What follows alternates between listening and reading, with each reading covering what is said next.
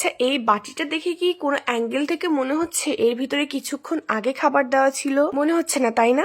আমারও মনে হচ্ছে না। মাশআল্লাহ, আমার বিড়ালটা খাওয়ার পাশাপাশি তার বাটিটাও সুন্দরভাবে চেটেপুটে পরিষ্কার করে রাখে। সো আসসালামু আলাইকুম বিউটিফুল হার্টস, হোপফুলি সবাই ভালো আছেন। আমি আলহামদুলিল্লাহ অনেক ভালো আছি। Welcome to Shinfa's creation and also welcome to my another vlog. Literally ও খাওয়ার জন্য পাগল হয়ে গেছে। অবশ্য ওর খাওয়ার সময়টাও এখন হয়ে গেছে। আর আজকে আমি আপনাদের সাথে একটা জিনিস শেয়ার করব, খুব মজার একটা জিনিস। আমি কি অবস্থাতে আছি ওকে নিয়ে কিছুটা ঝলক আপনাদেরকে দেখাই দিব। আর এই যে আমি ওর খাবার মাখাচ্ছি, ও অনেকটাই ছোট।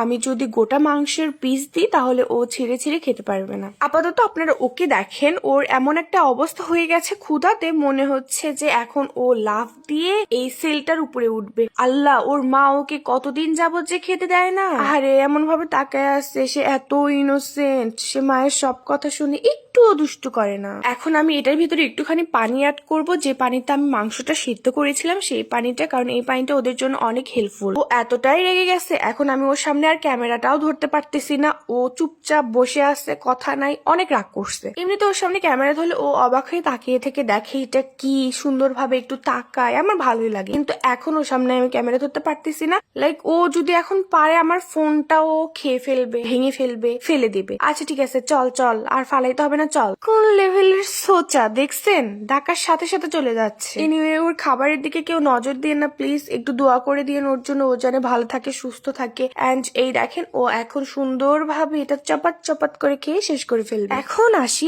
এই ভিডিওর হট টপিকে। আপনারা সাক্ষী, আমি কি ওকে খেতে দিই নাই? দিছিলাম খেতে, কিন্তু না, ওর কোনো কিছুতে কোনো কিছু হবে না। ও যতই খাক, ওর পেট ভরলে ওর মন ভরবে না, ওর মন ভরলে ওর পেট ভরবে না। ও আমার হাতটা একদম খেয়ে খেয়ে যা তো অবস্থা বানিয়ে ফেলছে। আগে ওর কামড়ে লাগতো না, এখন বড় হচ্ছে, দাঁতের জোর বাড়তিছে, প্রচন্ড ব্যথা পাওয়া যায়। অ্যান্ড ওর নখগুলা এত বড় হয়ে গেছে, 2 দিন পর পর কেটে দিতে না দিতে বড় হয়ে যায়। যে আমি দেখানোর চেষ্টা করছিলাম সে আমার হাতটার কি অবস্থা করে ফেলেছে, বাট আমি বুঝতে পারতেছি না কতটুকু বোঝা যাচ্ছে। আসলেই সে আমার হাতটার সাথে যা তা করে ফেলছে। অন্য সব দুষ্টুমি সহ্য করা যায়, এটাও এতদিন সহ্য করা গেছে, কিন্তু এখন আর হচ্ছে না। যদিও সে বাসার বিড়াল, তারপরে একটা ঝুঁকি কিন্তু থেকে যায়, তাই ওর ভ্যাকসিন গুলো কমপ্লিট করতে হবে। কিছুদিন আগে ভেবেছিলাম আর একটু বড় হোক, কজ ও ইমিডিয়েট 2 মান্থ কমপ্লিট করলো, আর একটু বড় হলে ভ্যাকসিন দিয়ে দিব। কিন্তু না, ওকে আর রাখা যাবে না। 2 মান্থ যেহেতু কমপ্লিট হয়ে গেছে, সেহেতু এখন ভ্যাকসিনটা দেওয়া যেতে পারে। এন্ড যত দ্রুত সম্ভব ভ্যাকসিনটা দিয়ে দিব। সব সময় কিন্তু সে কামড়াবে না। সে কখন কামড়াবে? খাওয়ার আগে এন্ড খাওয়ার পরে। এন্ড সে কখন কখন খাবে? সে দিনে 4 থেকে 5 বেলা করে খাবে।